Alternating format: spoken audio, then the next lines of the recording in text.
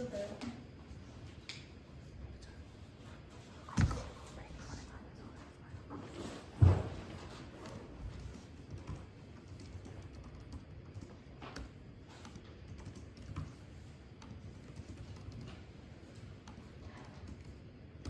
3 parts to the affirmative case. The first thing we'll prove is that when people watch semi-fictionalized or dramatized retellings of courtroom stories in film, they tend to take away real lessons from those movies, whether they know it consciously or not. That is to say, they are influenced by the stories those movies tell, and whether in the front of their mind or in the back of it, they are influenced as to what the truth of those stories were based on what is depicted in those movies. There are 3 reasons why this tends to be the case.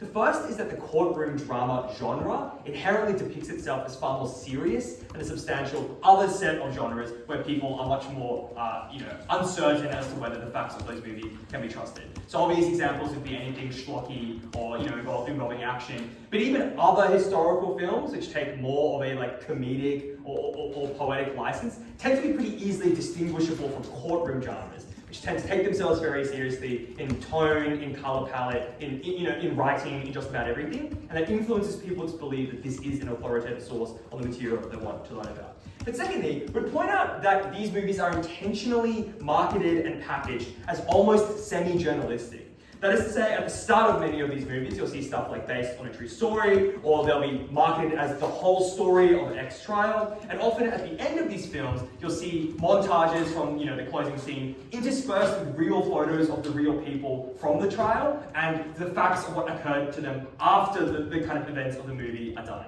These things couch fiction in the language of reality, in the language of journalism, in the language of reporting, in a way which influences people to think that, once again, these are fairly authoritative sources, and even if not consciously, subconsciously, take away an understanding of what happened based on what they've seen in the movie.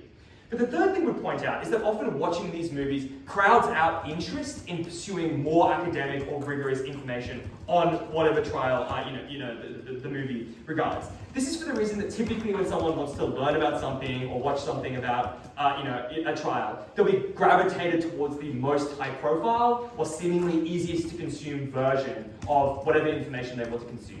That's to say, someone is much more likely to watch the trial of the Chicago 7 than, on an extreme, read the transcript of the case. But even more than that, read a book on what happened in that case, or even more than that, watch a documentary on it. The movie, which was kind of released to critical acclaim and box office success, is far more likely to draw that attention than any of the other sources we've described there and the varying levels of rigor which they entail. But additionally, we'd point out that people tend to suffer, especially on things which they don't know much about, from a little knowledge is dangerous syndrome, which is to say that knowing a little bit leads people to think they understand the full story without having opened the door into the levels of complexity that an academic or intellectual might spend a lifetime studying, which makes this cycle that we've described particularly pernicious. And the final thing we'll point out is that counterfactually, just clearly, there'd still be interest in things like trials, like key moments in social justice or the history of the countries in which you live, in the same way that people know about major moments in the histories of their countries, even when they haven't seen a movie about it, or even when there isn't much pop culture around it. So we think the crowding out actually does displace legitimately, engaging and important forms of learning, and that is the trade-off. That is all to say that people are influenced by movies, and the second part of the affirmative case is to explain why that influence is bad. The first way in which it is bad is it harms the victims, families, and other related parties of the stories which are being told. Obviously, for some of those stories, those people can be very proximate, but we'd even say people who are even a couple generations descended from the events that happened often feel a strong connection to those things, because that's what other people know them for, that's what other people talk to them about and ask them about. So we think this harm is pertinent. The first thing I'd point out is that as a feature of film, making a film story, you must severely distort the facts of a case. For instance, you need to simplify reasons for things like acquittals, which are often done for procedural reasons or on a failure to admit some form of evidence. Generally, the majority of arguments made in the courtroom, and many of them which are ultimately determinative, are on issues like procedure, technicalities, or admitting a particular piece of evidence, none of which make for exciting TV. So as shorthand, films often make it seem, imply that there was some sort of foul play, imply that something confusing happened, imply that people don't know exactly what occurred, which damages the way that, an ability to understand whether someone is fairly innocent or likely to be innocent or likely to be guilty, whether that kind of association can be made. The second thing we'd point out is that TV and film also has a tendency to glorify fairly horrific people for the reason that you need to create a more interesting human drama. That is to say, if the subject of your story is just the devil, you don't have a very good story, which is why films that, for instance, portray the betrayal of Ted Bundy tend to focus a little bit on the positive features of that person. Obviously not to extremes, but things like, a bizarre charm or a kind of attractive appearance, all of which, for reasons we'll explain, we think are unacceptable. But finally, we point out that this can be awful, like the kind of flow-on effects of glorifying perpetrators and of erasing kind of factual detail means real harms for victims, families, and kind of other related parties who might be harassed based on false information that people have learned, under the assumption that they don't think the result was fair or they don't think justice was served. They might have loved ones slandered, like, on social media or in the media, or even just seeing it on the screen, which they know millions of people have seen, and their reputations ruined. They see stuff like perpetrators being idolized, the people who, killed their like parents, their grandparents, being, treated as kind of like objects of beauty or objects of desire. And when weighing this argument, I think two things are important. The first thing is, obviously, these guys can say, well, there are also good ways to repackage all this information, which we think is important, which we would point out is largely symmetric for the reason that issues like schools like sociology, criminology are always repackaging these stories, understanding them and uncovering real injustices. What's unique about film is that the primary goal isn't truth, but it's simplicity, it's a good story, it's drama. And you should care about even the few people who feel the acute and personal and certain harms that we've described, and we think that is by far the most important harm in the debate. The people who've already experienced so much suffering, experiencing so much more all over again, just because Netflix wants to make a few $million. The second argument is much more straightforward, which is to say the reputation of the court is severely soured by films like which involve courtroom drama. That's because the key features of successful films tend to paint the court in a poor light. That's to say, in order to inject drama into something, you need to imply that often the outcomes of trials are uncertain, or the effect of admitting certain pieces of evidence lead people to be confused and scramble for leads, which tends not to be the case, because courts are much more orderly and there's much more communication between opposing counsels. We point out that the general public is often made to play a role in the stories of these films to tether the audience to the movie in a way which makes the results of these films seem random, that the right evidence was found or whatever. And often urgency needs to be injected into these movies where the trial actually took like 30 days. They need to find stuff and immediately run into courts during session, not go through the proper channels and admit evidence as it's properly done. The impact of this is the court looks frantic, it looks random, it looks chaotic in a way which is subtle but important, because issues like reporting crime rely on people trusting that if they testify, they'll be treated fairly, if they bring personal matters to the stand, that they won't be slandered or abused, and people need to respect judgments where they occur, particularly for stuff like political cases. Like, you need to be able to respect with no ambiguity the result of the Mabo cases in Australia or upcoming Trump cases in the United States, and even where people are innocent, the legitimacy of the court is the thing that protects them, but people tend to be biased against anyone who takes the stand. For those reasons, proud to refer.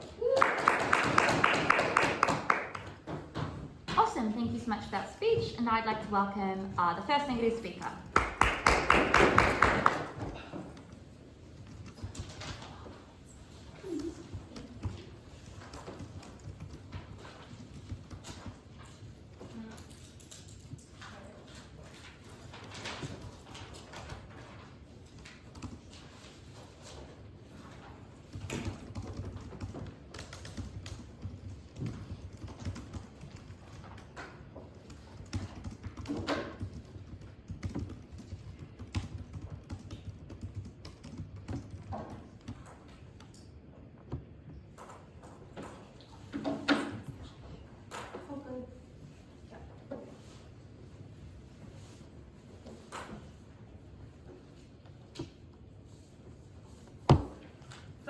Why we need to add drama in fiction, and sociological research and court transcripts are not sufficient to get the sort of awareness that this team talks about, and then secondly, the positive impacts of this drama.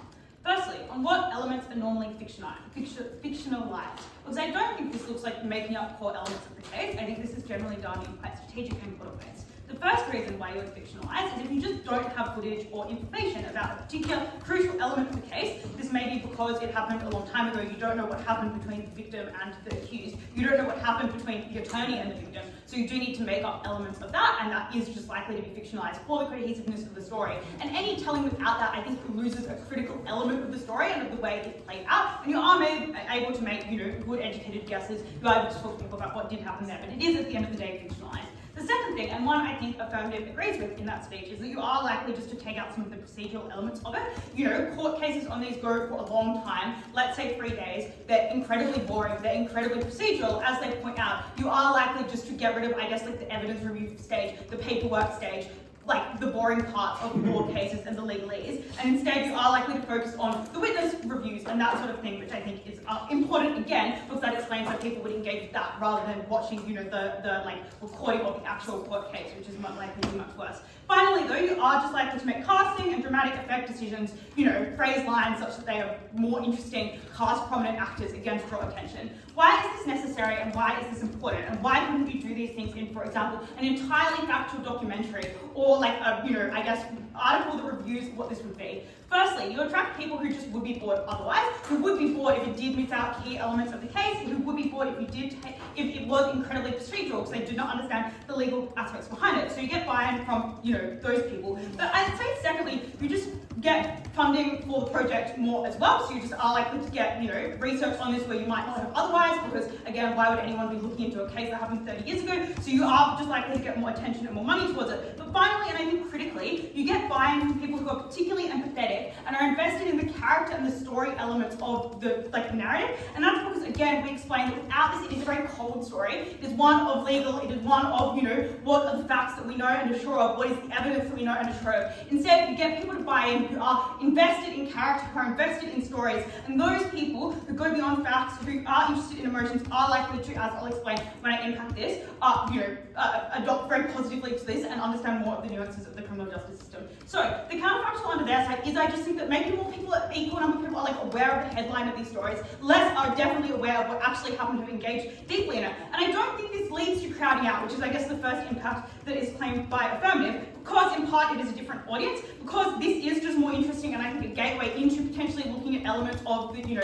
recording or the court transcript. But finally, because I think a lot of the time these operate on different timelines, these documentaries are often very retrospective. It is after, 40 years down the track or something like that, maybe 20, 10, whatever. There's got to be some delay, right? Because at least you have to make it, but also I just think a lot of the time they are just a bit later. So again, you don't crowd out the initial discussion of it. This is different, and I think an important difference to have. So I don't think you get people who would view incredibly academic resources not going there. That explains that we get more people engaging and that these are fictionalized in relatively good and healthy ways. Okay, let's talk about the impacts of this. The first thing is just to say that I think generally this is done quite well. There are things like legal protections for victims and families and that sort of thing. Additionally, these documentaries get massive amounts of backlash if they are insensitive towards this. People are very sensitive towards victims and people who have gone through crime. They're far less likely to, watch it if they feel sleazy about supporting something that publicly was very harmful to those people. But finally, you also just get a worse documentary because you can't, for example, interview the family and the victims who are involved, which provides a really important and necessary perspective if you're interested in creating a good documentary. So again, I think there's overwhelming incentives to do this in a way that is sensitive, that reveals the nuance of the story, that tells the story as it occurred, rather than that is,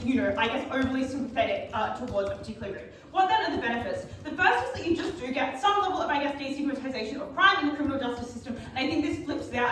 The criminal justice system seems really chaotic from this, so you're not likely to report. I think that in a lot of instances, this is really important in people being aware of what they are experiencing and cluing in to the fact that they should go forward and report. A couple of examples. In the film Baby Reindeer, or the TV show, which isn't, maybe about a court trial, but is a highly fictionalized example of the way culture surrounding crime and surrounding instances like stalking and abuse can change people's actions. This just did lead to a greater number of people, particularly men, because the lead, the character who it follows was a man who was experiencing harassment and stalking, recognizing and being aware that what they were going through was illegal and was something that was detrimental, and going forward and reporting that and really outreaching that. Similarly, the OJ Simpson documentary / fictional documentary shows the early signs of abuse and the creepy things he did. It shows the whole timeline before it accumulates at the point. And that is really important because truly I think a lot of people do not realise when they are a victim of something like this. They do not recognise the early red signs, and when we represent this more in film and in media, I think that's really important. But I think also it just means they are far more comfortable to come forward because they're aware of other instances where this has happened. They've watched how this has occurred, and even if they don't necessarily think the criminal justice system is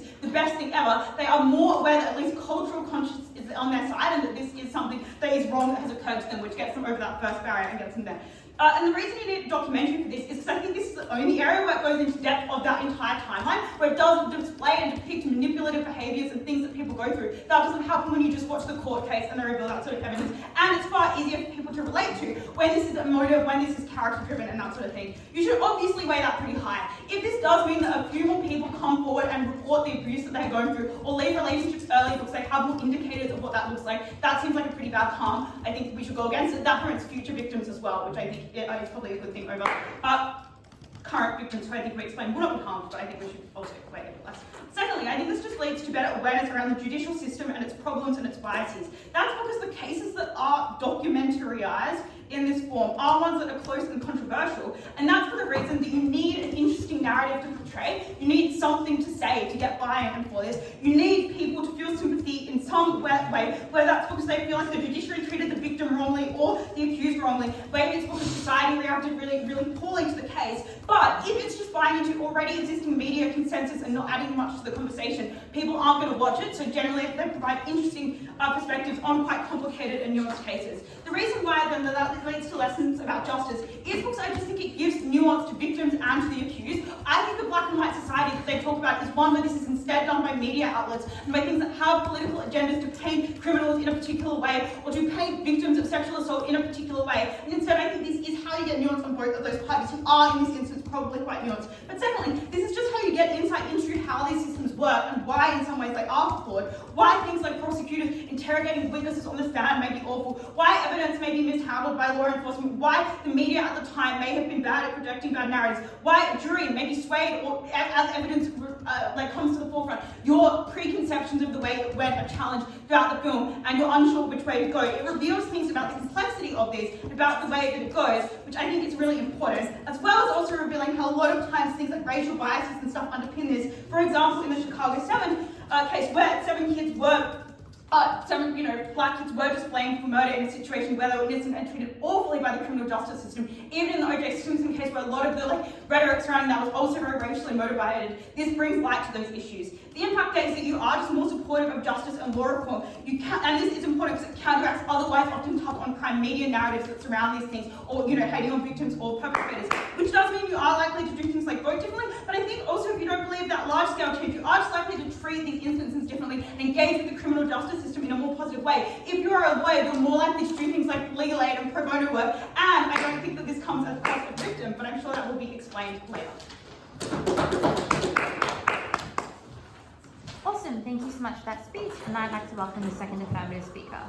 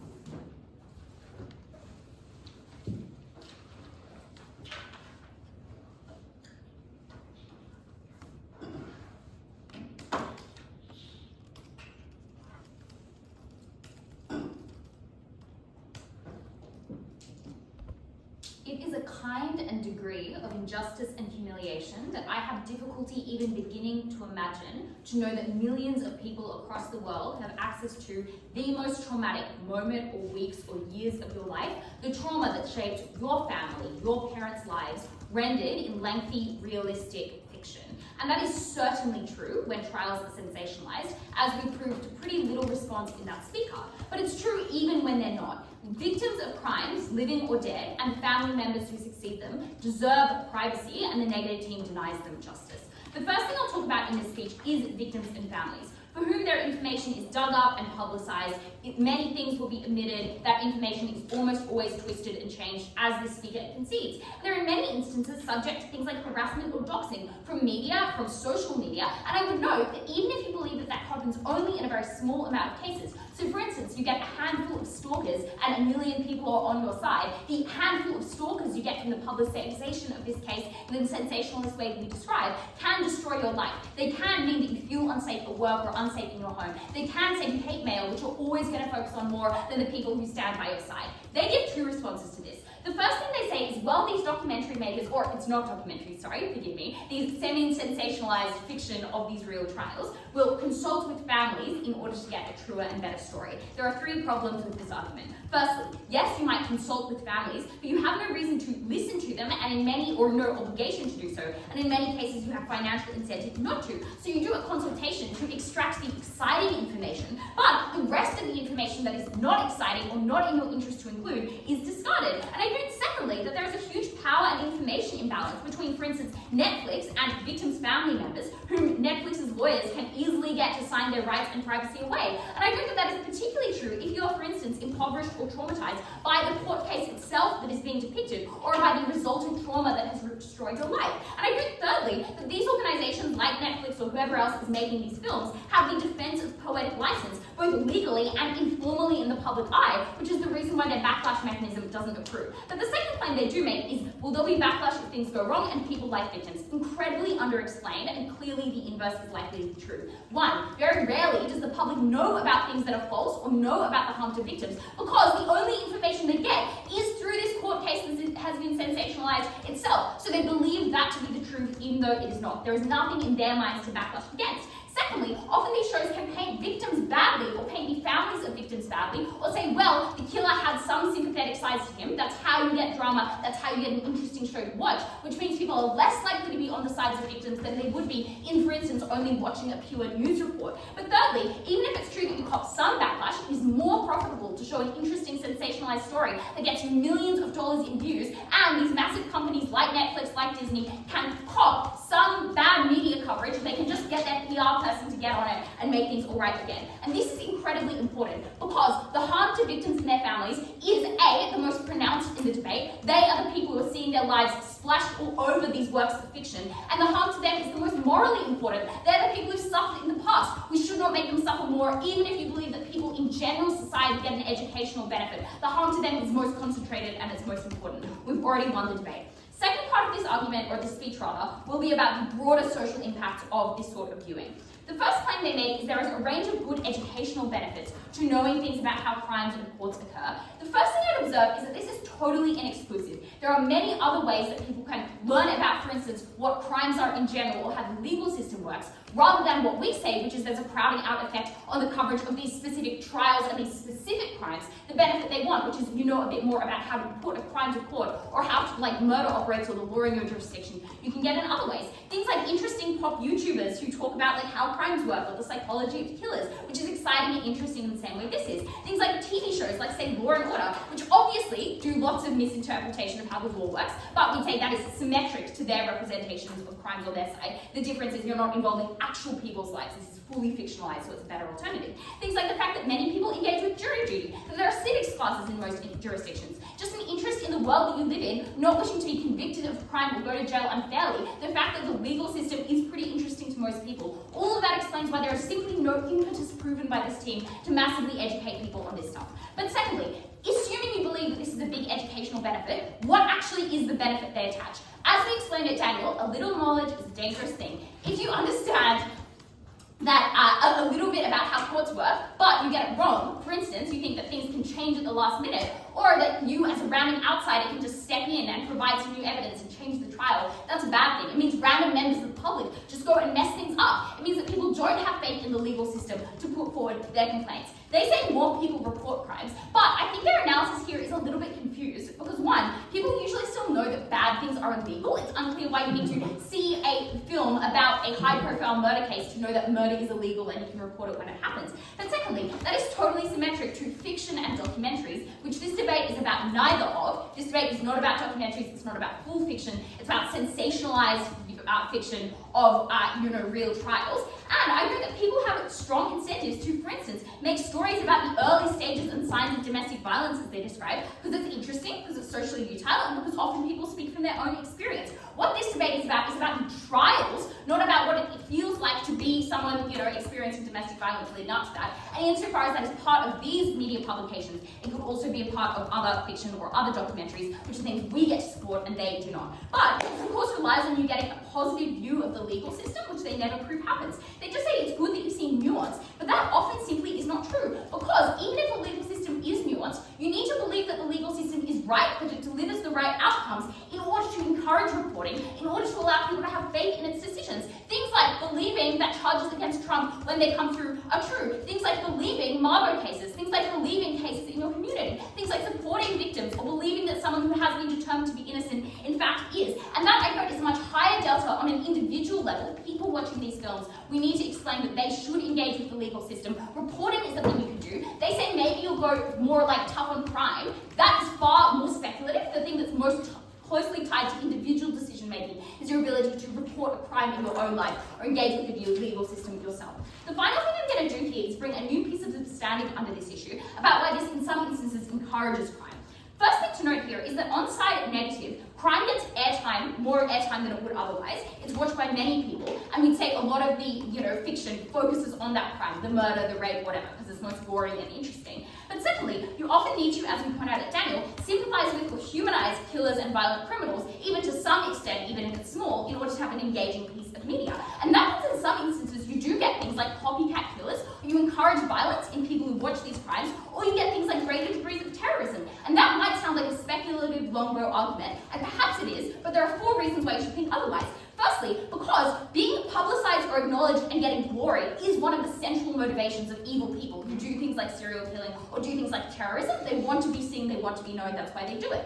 Secondly, because we know that this fear of publicizing these terrorist attacks or these crimes or these murders is held by other media organizations. They think it's a legitimate fear to have. That's why news outlets don't show terrorist faces or names. And the loophole with fiction is that you can show the names and faces without doing something illegal, but we get the same harm of glorifying that type of crime. I know that the harm is enormous, even if you believe that it only happens rarely. And finally, we're writing a huge body of media, tons and tons of shows about these trials, which indicates that in the absence of them, probably one fewer murder would have been committed, and that is the benefit that wins us the debate. Amazing, thank you so much for that speech. And I'd like to welcome the second negative speaker.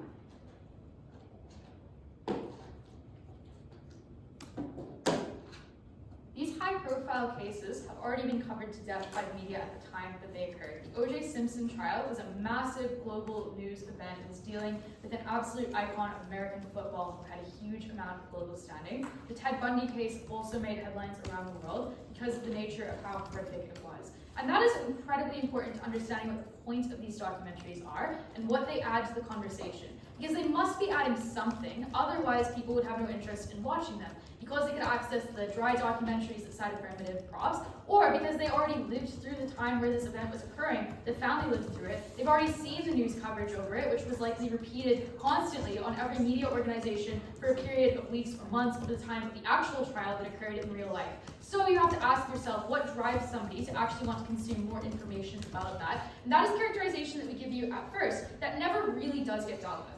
So the way that these types of films add to the conversation is by humanizing people in that court process. And I think, unfortunately here, Negative falls into a common trap, where they assume that just because this might generate empathy for the perpetrator, that means that people lose empathy for the victim. But our contention is very simple and I think much more realistic. Often the way that this is done is it generates empathy for both people. It generates empathy for everyone who is caught up in the horrors of the court process. It generates empathy for the victim who has to live through dehumanizing experiences in court, dehumanizing experiences through the media at the time that this occurred. And at the same time, it is often able to generate an understanding of the circumstances that led the perpetrator to commit that particular crime, why they were able to get away with it, why it was that maybe at the time at the time of the crime, there is a degree of controversy. For instance, why it was the case that African American communities rioted when OJ Simpson was hauled in front of the court. All of that is incredibly important because there isn't a clear trade-off between empathy for one or empathy for the other. The benefit that we give you is an understanding that the people in these cases are human beings, something that is often deliberately painted over at the time the trial occurs by the media, who focuses on the most dehumanizing elements of the case, who is most salacious, who is most harmful. So if this team cares about empathy for anyone, if they care about respecting anyone's humanity, then they don't care about these types of films, which are the only counter-narrative that start to bring back that humanity and that empathy after a thorough period of dehumanization by the media at the time that this occurs. And that also, I think, goes to explaining who is the person that cares about this stuff and watches it, and why it is good for that type of person.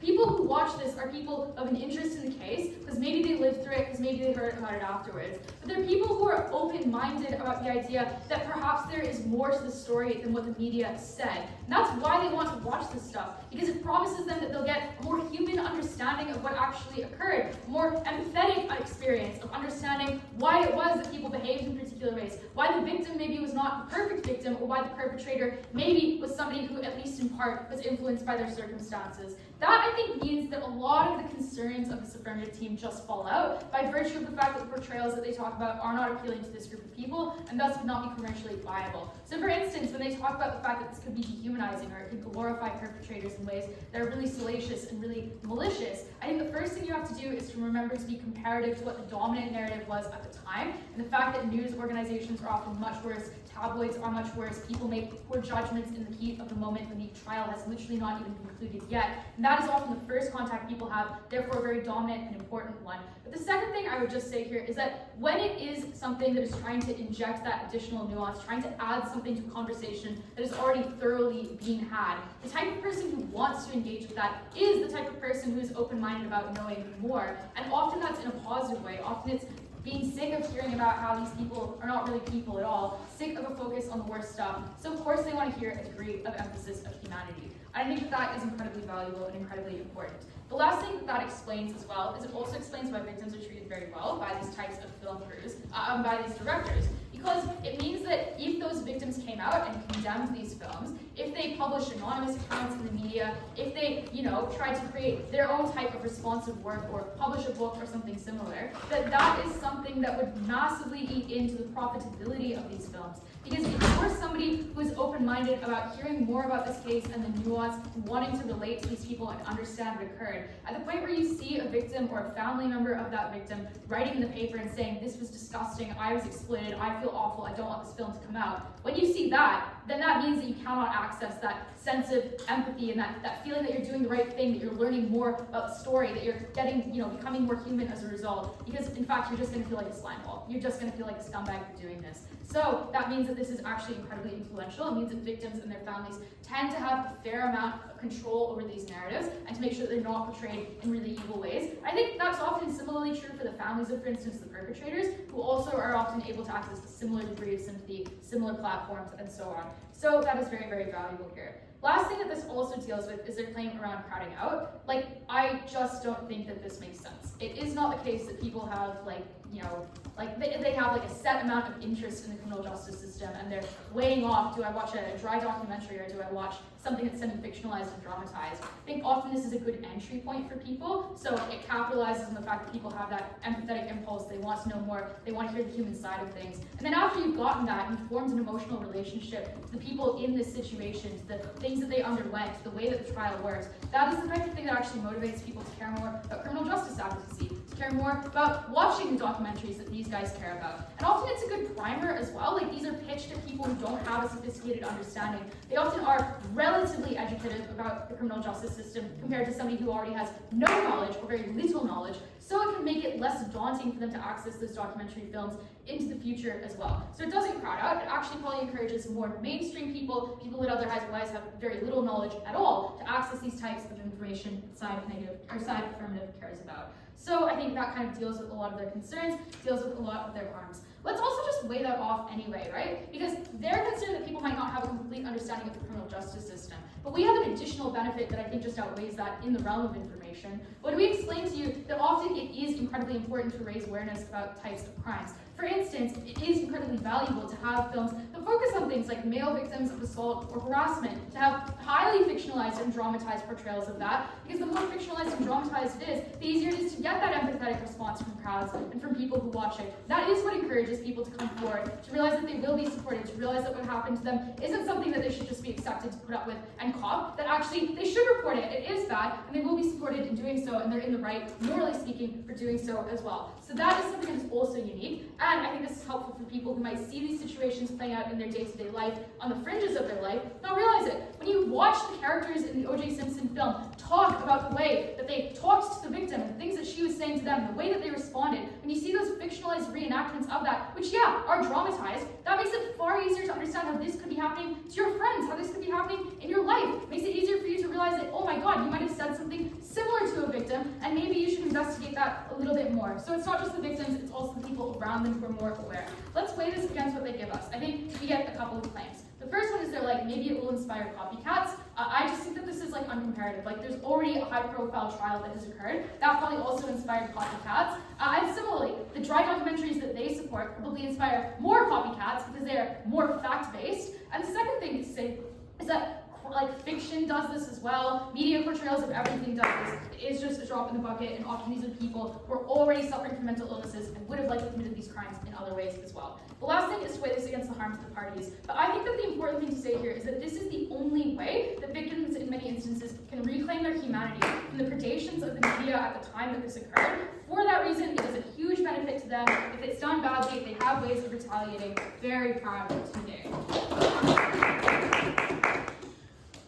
Awesome, thank you so much for that speech, and I'd like to welcome the third affirmative speaker.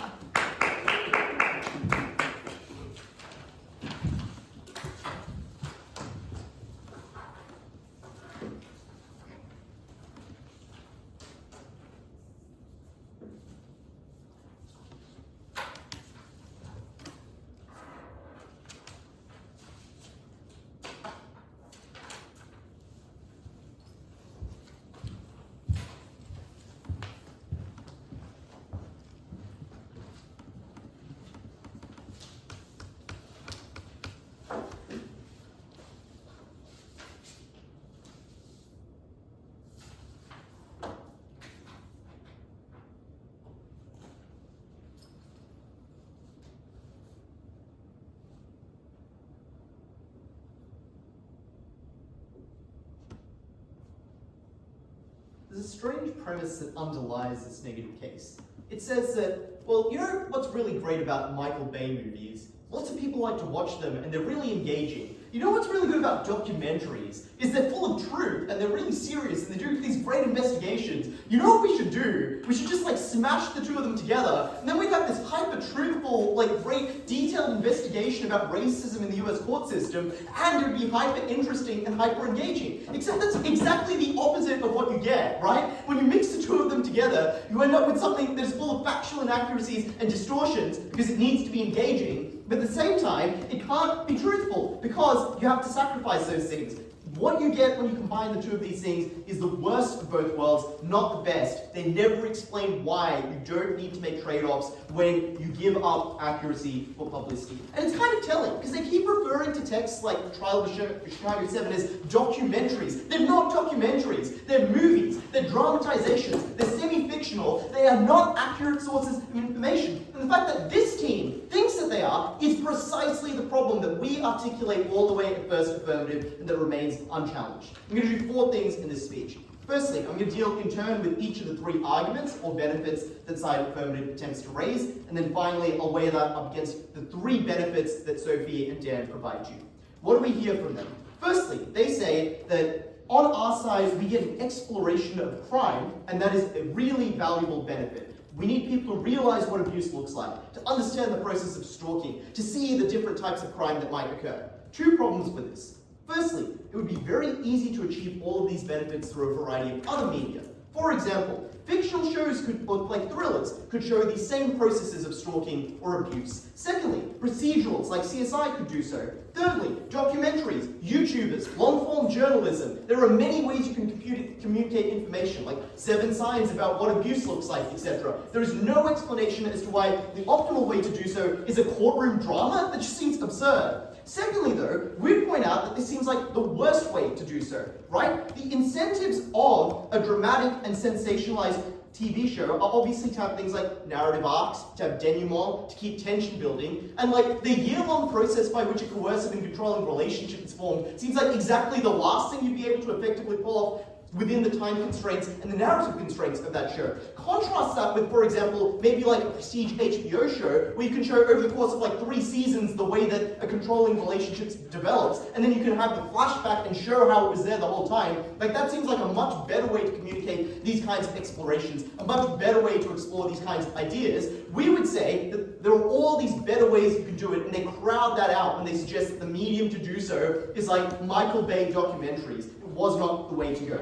Secondly, they suggest the benefit they get is a wider audience. Firstly, no explanation as to why more people seeing a thing is good. Obviously, the thing that they were seeing mattered, and if the thing they were seeing was misinforming them, if it was bad, if it wasn't something you should see in the first place, that would be a harm. Secondly, we just point out that like clickbait gets more views than investigative journalism. By this team's logic, the NYT should like throw out the investigative journalism and add in more clickbait, because that's how you get people to engage, and you get the views that you need, and it's important that you have the audience. No explanation as to why we need the audience. No explanation as to why people engaging with wrong information is more important than a fewer number of people engaging more deeply and more correctly with what is going on there. And we explain why the incentives would always be to mislead, because you need to sensationalize, because you need narrative arcs. Someone has to be the hero, someone has to be the villain. It's why you unfairly malign the prosecutor who might just have been doing a very difficult job and imply that they're biased and that they were out to get everyone. Or it's why you imply that the serial killer is actually a misunderstood hero and you need to give them sympathy and go through their backstory. It's frequently because if you think about these cases, they're often really open and shut. Like Ted Bundy killed a lot of people. We know he killed a lot of people. There's not really a mystery to investigate there. The trial wasn't like, oh, well, we'll have to weigh up all the evidence very carefully. It's literally like, here is like a million pieces of evidence he did it. The only way you make that interesting is you have to dramatize Ted. You have to talk about how, oh, he's so charming, and his manifesto, it really speaks to the human condition and the way in which industrialized society has brought us low. Like, this is not good shit. It's just drama for the sake of drama. But secondly, we point out that this activates the very harm that Sophie tells you about. This dredges through the lives of victims and families in a deplorable way. It re-traumatizes them. It forces them to engage with media personalities who come and are like, oh, well, we want to hear your side of the story. Like, they don't want to talk to you, but you keep harassing them, and then they ignore what you have to say in favor of the dramatized conception anyway, and it leads to their harassment. It leads to death threats. It leads to doxing. All the things that we say they have a right not to engage in. Finally, they say that this allows critiques of the judicial system, that it's important to touch upon social issues and biases and explore and expose these issues. Once again, why is the mechanism needed to do this, like this weird semi-fictionalized documentary? Why could it not be just a regular, very serious documentary? Why could it not be the news? Why could it not be any of a myriad of other mechanisms? There is no explanation ever given as to why this particular Frankenstein merger of genres is where the magic happens. And we point out that they're like, slandering of the news doesn't really make sense here. They're like, well, the news just does this awful job, so you need the Frankenstein documentary to come and fix things up. One, this seems to be true of like a very small subset of the news. Like maybe Today, Tonight, and the tabloids do a very bad job at covering the news. We would say that most people tend to engage with other forms of news. For example, there tends to be things like long-form journalism. There tends to be things like, Four Corners, Foreign Correspondent, etc., which are likely to give the coverage necessary in order to actually explore the story.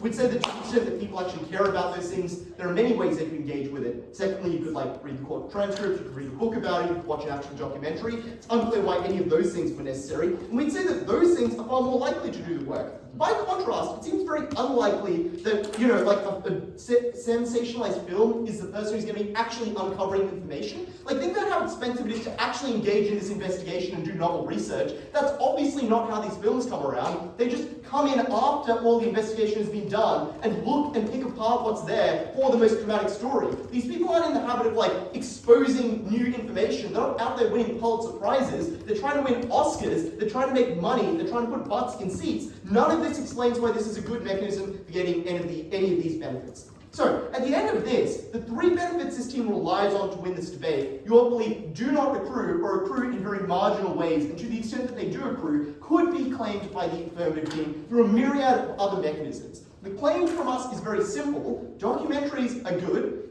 entertainment is good, but the merger of the two does not improve the whole, it worsens it. Weigh that against the benefits that we tell you. Firstly, we explain why this is likely to result in more crime. This causes copycat killings. It glamorizes people like Ted Bundy. It gives them prestige. It tells more people about their manifestos. It sympathizes with them. It shows that they're charming. It tells people that if you commit crimes like this, you will be the subject of glamorous documentaries that tell your story in the future. It harms the families who then have to go through the doxing and harassment. It harms the perception of the court system, where people now misunderstand how courts work, they misunderstand the seriousness and the technicality and the boringness of that court system. They're less willing to come forward and report crime. They have less faith in important judicial decisions, like when a politician like Trump, for example, has to come before the Supreme Court, and people think the way that system operates is a guy runs through the door with like last-minute evidence in a bag, and it means that they're less likely to believe that a person who is found innocent by a court is in fact innocent. They're less likely to believe in the importance of that process. At the end of this debate, what courts did mattered a lot. You ought not trivialize it with semi-fictionalizations and dramatizations.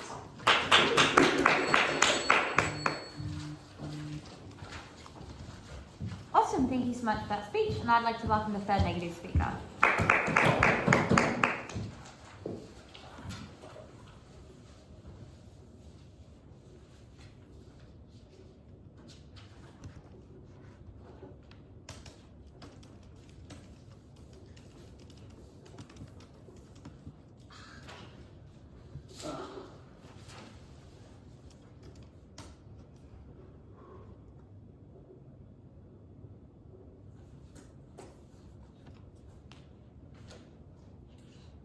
Udai's big Hail Mary is just to be like, well, there are all these other ways to claim these benefits, whether it's to do something actually fictional like a thriller but impart similar lessons, or just have a bland documentary or a bland news report that people can read and no one pays attention to.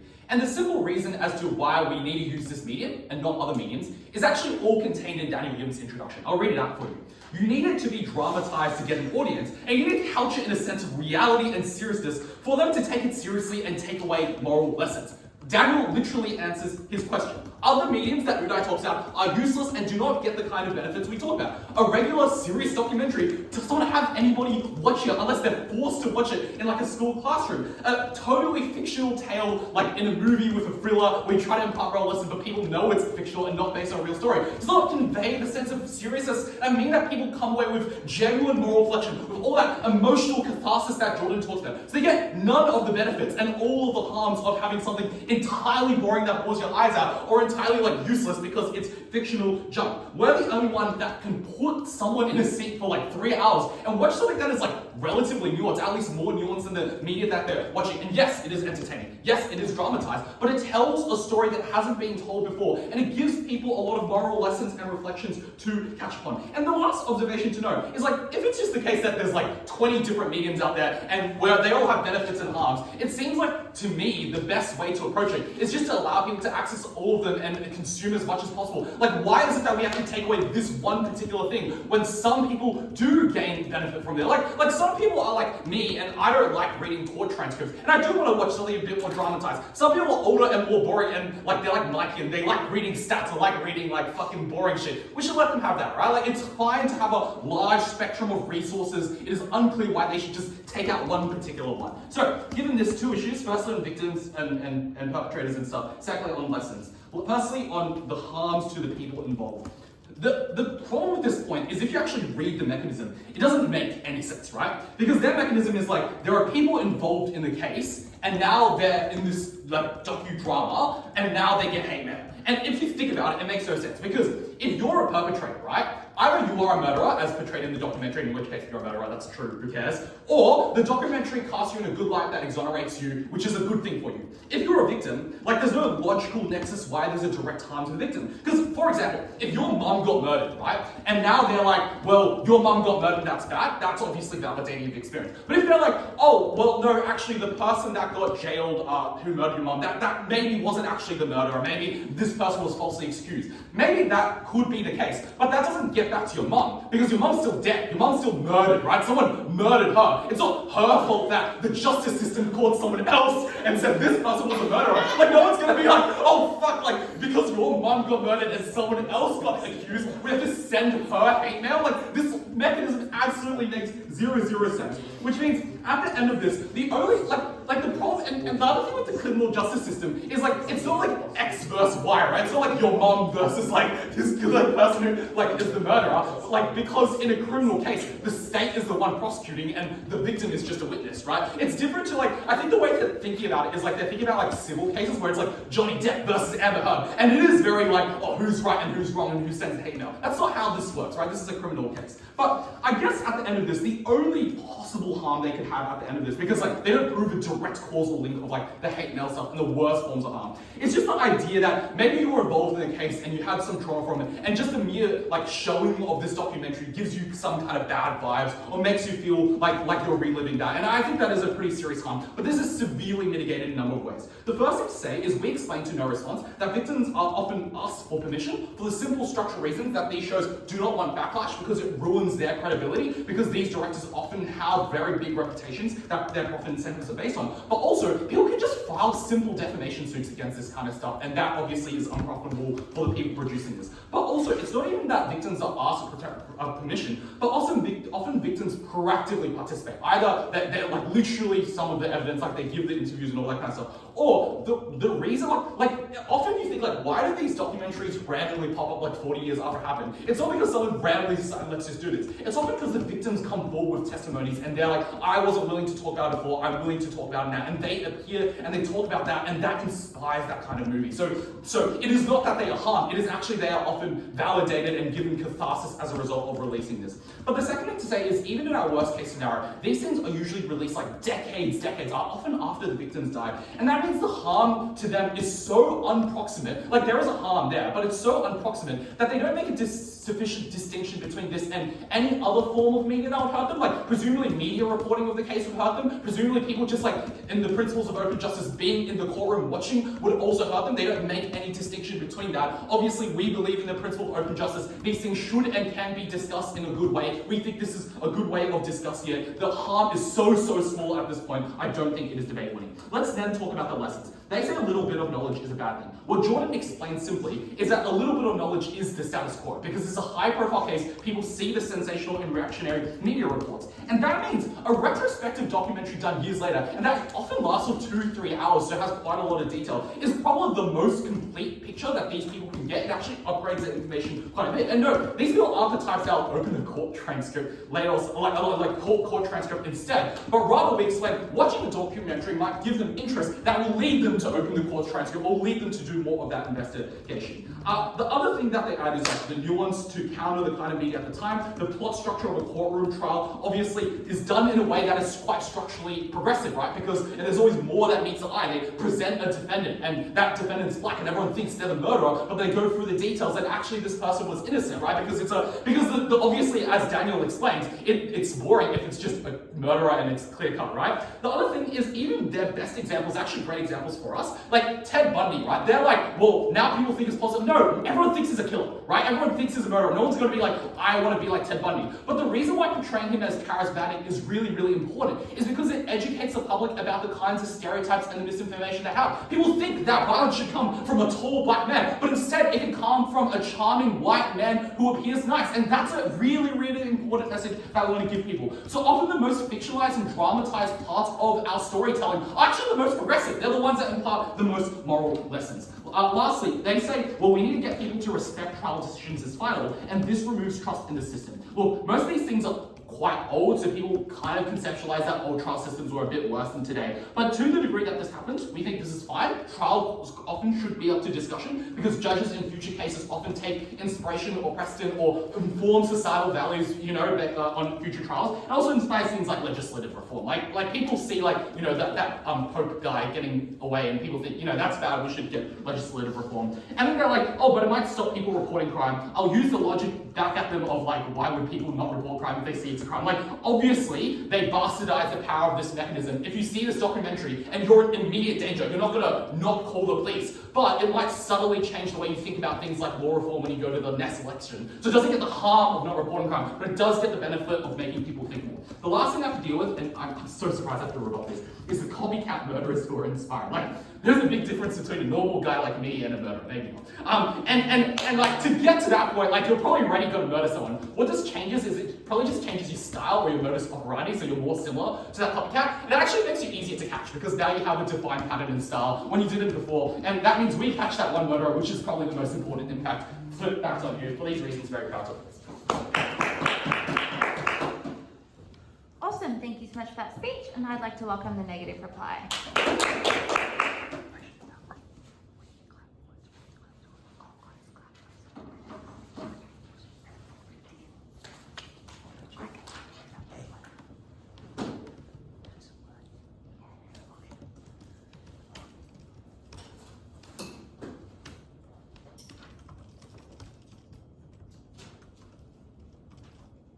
Understanding complicated court procedures is just not important in this debate compared to the understanding that we are able to provide to a normal audience, a mainstream audience, an audience that reads the tabloids and doesn't watch foreign affairs. And the understanding that we provide to them is that the people who are caught up in court procedures, the people who are caught up as victims and as perpetrators, are in fact people, and they ought to be a lot more skeptical the next time one of these trials comes along and the media does its usual tricks of dehumanizing them, acting like they're monsters, or of acting like they couldn't possibly be victims because they don't look like a conventional portrayal of one. And that, I think, is something that side Affirmative never really deals with.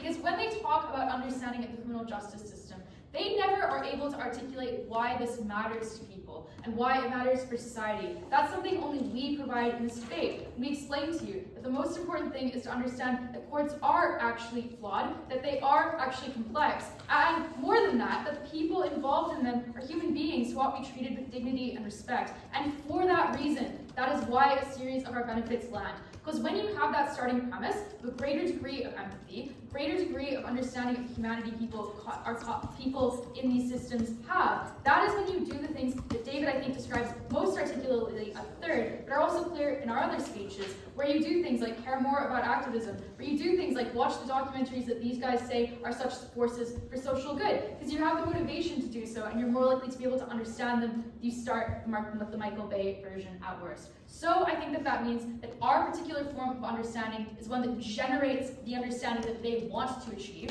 Ours has to come first in order to get most people to engage with it. But also, even if people never move on to engage with their documentaries, we achieve the most important benefit, which is actually giving people that understanding and the tools and the stories that they need to relate to the people caught up in court processes, to treat them with empathy and to care about them.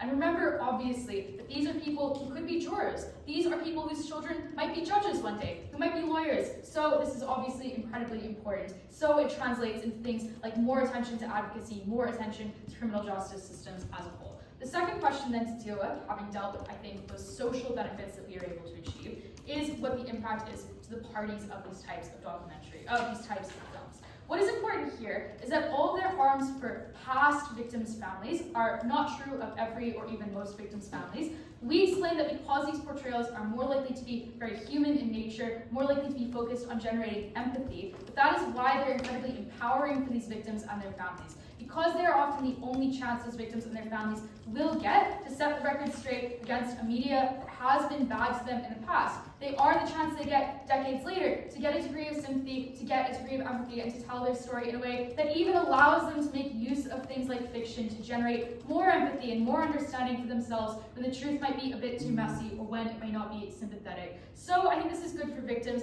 I think for the same mechanisms and the same reasons, it's often quite important for the families of these criminals who need support as well, benefit from it in the same way as well. And the last thing to say here is that this is important for present victims. We give you this material to know real response. And we explain that you ought to weigh them. They are often far more numerous, and they are often far more important because they are presently experiencing harm. So to the extent that this raises awareness, to the extent that fictionalized portrayals like the abuse and stalking of the comedian that was a man in films like Baby Reindeer encourage male victims to come forward, that is something that massively outweighs all of their concerns around copycats or around past victims and their families, because that is more important because we can actually stop harm that is happening right now. So at the end of the day, what does this do? It means that I think the people who consume this, who otherwise often only consume the tabloid version, often are the ones who are less likely to understand the humanity of these people, less likely to engage the criminal justice system, do so in a way that is much kinder, do so in a way that is far more socially productive. And for that reason, this is something that is important for all of the people who are caught up in these trials in the first place, and all of the people in the future who might themselves be caught up in high-profile trials or indeed in low-profile ones. Very proud to Awesome, thank you so much for that speech. And to conclude the debate, I'd like to welcome the affirmative reply.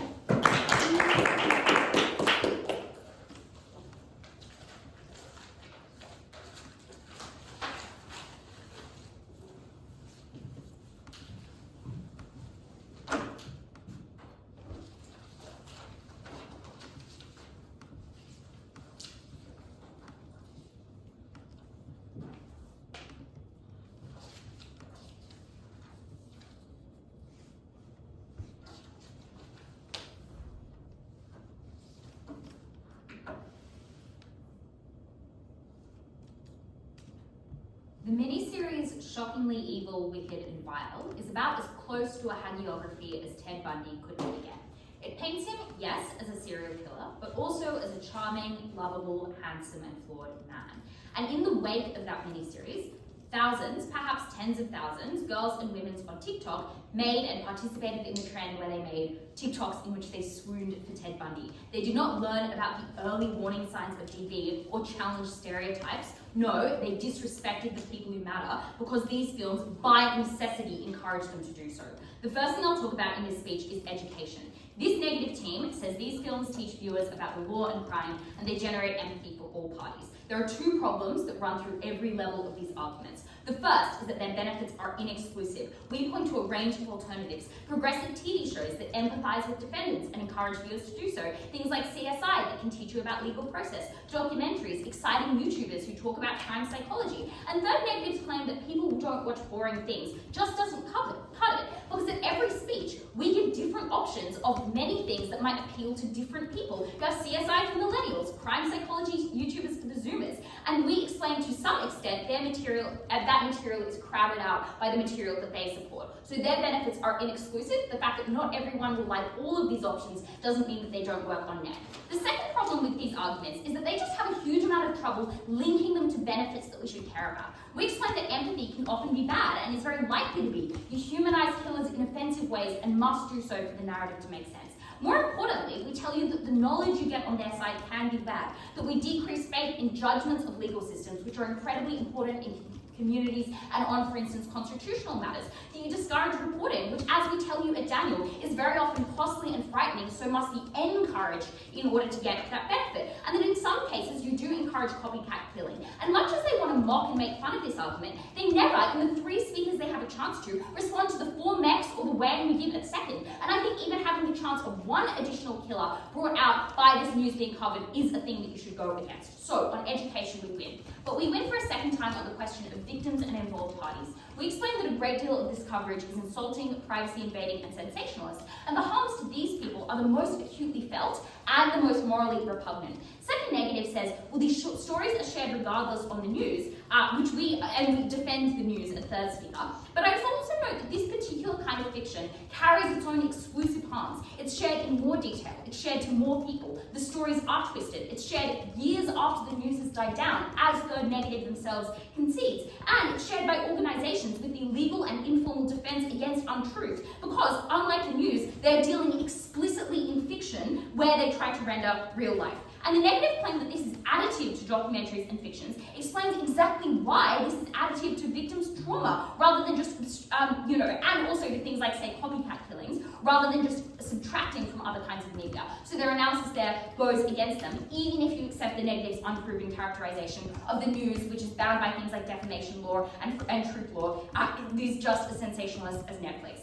A third negative, they say, well, there's no one, they make kind of two Hail Marys, both of which are preempted by our case. They say, well, there's no one there to be painted poorly, but of course there is. As we explained from first, you can show prosecutors doing a bad job, witnesses giving evidence poorly. Just being involved in this case is traumatic enough. And their final Hail Mary, which is things like victims can resort to defamation suits, or these media organisations will consult with them, does not respond to and is preempted at second affirmative when we give analysis about the power differential that exists between Netflix and these victims, the profit incentives that these companies have, that means that they will very likely side with Disney rather than with the victims themselves. At every stage, this team does not prove their benefits, they do not prove they're exclusive, and they don't respond to our analysis with clarity.